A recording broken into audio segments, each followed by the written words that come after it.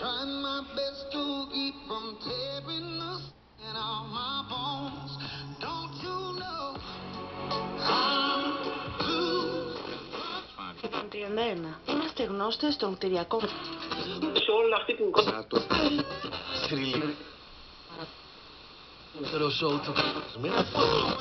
Υποστηριχτής μου. Ειδικούς της... Και μην ξεχνάς να μιλάς μόνο.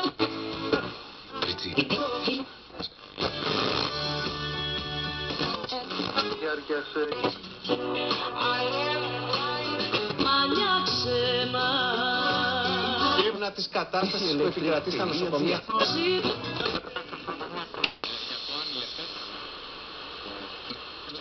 Χρειάζεται για να σχηματίσει η κυβέρνηση. Θα τα συζητήσουμε όλα αυτά με έναν άνθρωπο που γνωρίζει πάρα πολύ καλά τα της Γαλλίας. Είναι η φίλη δημοσιογράφος Έλληνο-Γαλλίδα Έφη Τσελίκα. Έφη, καλησπέρα. Καλησπέρα, bonsoir. Bonsoir, λοιπόν. Τώρα το θέμα είναι αν θα είναι bon το soir.